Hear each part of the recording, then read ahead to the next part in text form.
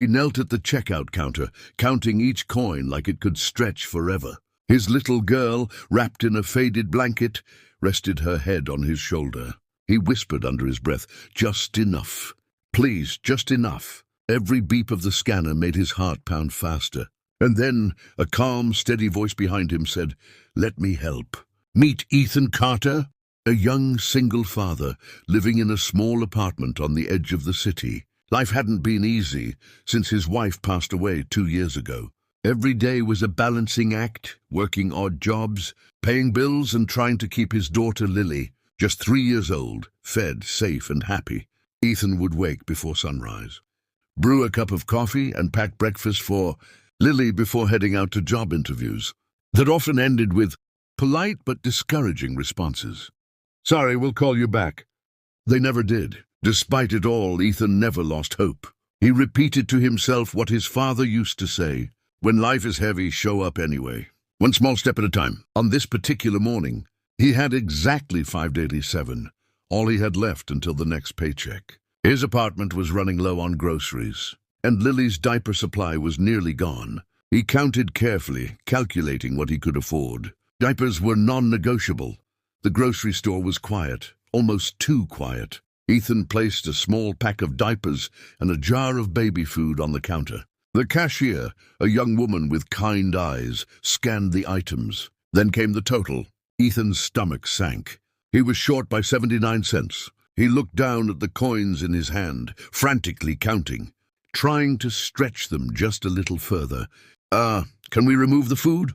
he asked quietly, his voice barely above a whisper. The cashier nodded slowly, giving him an understanding look. He tried again, counting out the bills carefully.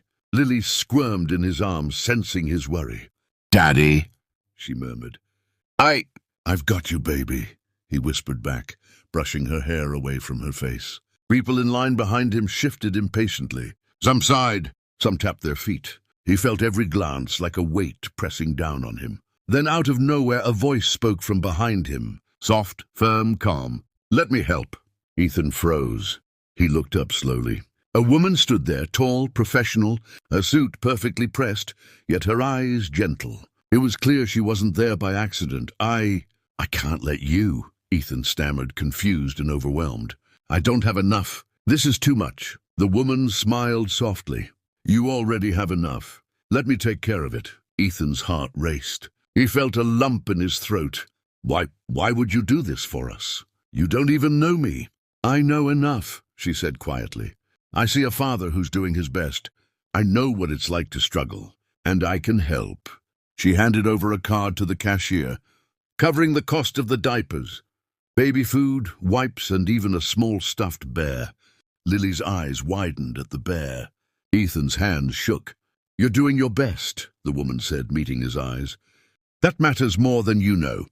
He took a deep breath, feeling something he hadn't felt in a long time, relief, a sense of calm, and gratitude. For a brief moment the world seemed to pause. It wasn't about money or bills or deadlines. It was about kindness, human connection, the realization that sometimes help comes from unexpected places. Ethan walked out of the store, groceries in hand, Lily giggling quietly in the stroller. The woman, whose name he now learned was Claire, walked beside him for a moment. "Do you have work lined up today?" she asked. He shook his head. "Not yet. I have an interview tomorrow, but transportation is tricky." "Then let me make a call," she said, pulling out her phone.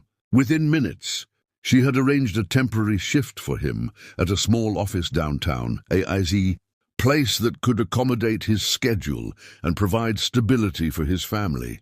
Ethan was speechless. Tears filled his eyes. He looked at Lily and whispered, "See, baby, sometimes people just show up when you need them most." Claire smiled. "Keep showing up, Ethan. That's all anyone can ask." And then she walked away, leaving them with groceries, a stuffed bear, and a renewed sense of hope. A week later, Ethan was at the new job, tired but hopeful. Lily's laughter filled their small apartment. Bills were being paid, diapers were no longer a worry, and the world didn't feel so heavy. He never forgot that day. He never forgot the stranger who stepped in when he had nothing left. It reminded him of something he had always believed. Even the smallest act of kindness can ripple outward, touching lives in ways we may never fully understand. Ethan now tells the story to friends, strangers, anyone who will listen.